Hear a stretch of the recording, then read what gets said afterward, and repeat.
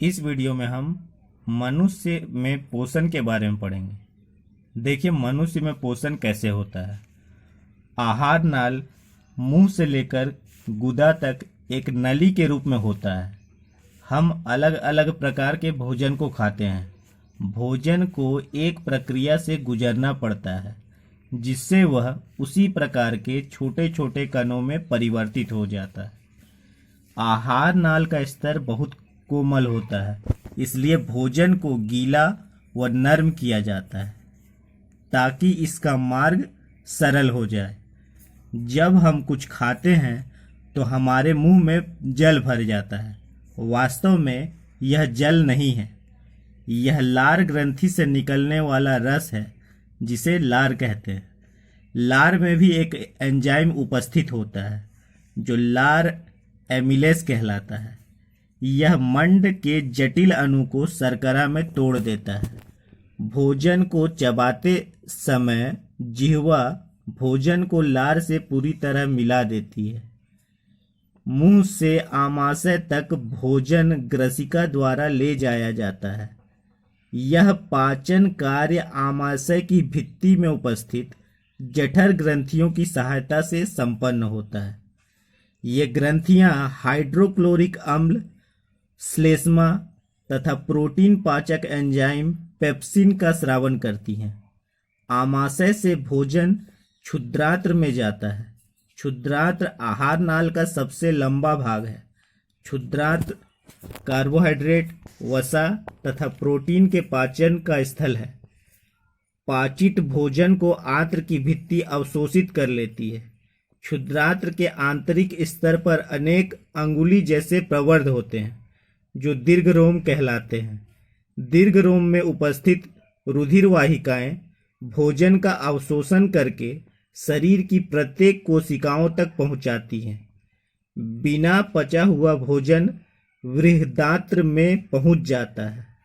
अपशिष्ट पदार्थ गुदा द्वारा शरीर से उत्सर्जित होते हैं। फिर से देखिए, आहार नाल मुंह से लेकर गुदा तक एक नली के रूप में होता है। हम अलग अलग प्रकार के भोजन को खाते हैं। भोजन को एक प्रक्रिया से गुजरना पड़ता है जिससे वह उसी प्रकार के छोटे छोटे कणों में परिवर्तित हो जाता है। आहार नाल का स्तर बहुत कोमल होता है, इसलिए भोजन को गीला व नरम किया जाता है ताकि इसका मार्ग सरल हो जाए। जब हम कुछ खाते हैं तो हमारे मुंह में जल भर जाता है। वास्तव में यह जल नहीं है, यह लार ग्रंथि से निकलने वाला रस है जिसे लार कहते हैं। लार में भी एक एंजाइम उपस्थित होता है जो लार एमिलेस कहलाता है।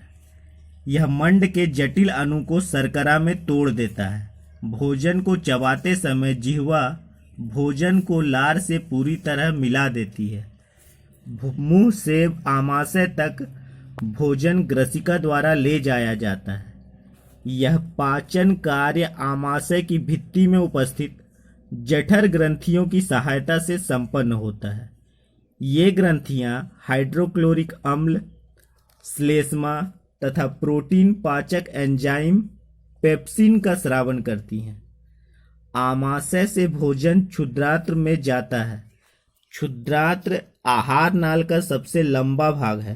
क्षुद्रांत्र कार्बोहाइड्रेट, वसा तथा प्रोटीन के पाचन का स्थल है। पाचित भोजन को आंत्र की भित्ति अवशोषित कर लेती है।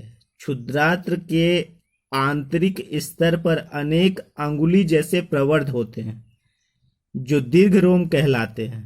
दीर्घरोम में उपस्थित रुधिर वाहिकाएं भोजन का अवशोषण करके शरीर की प्रत्येक कोशिकाओं तक पहुंचाती हैं। बिना पचा हुआ भोजन बृहदांत्र में पहुंच जाता है। अपशिष्ट पदार्थ गुदा द्वारा शरीर से उत्सर्जित होते हैं। वीडियो पसंद आया तो लाइक करें, चैनल को सब्सक्राइब करें और बेल आइकन दबाना ना भूलें।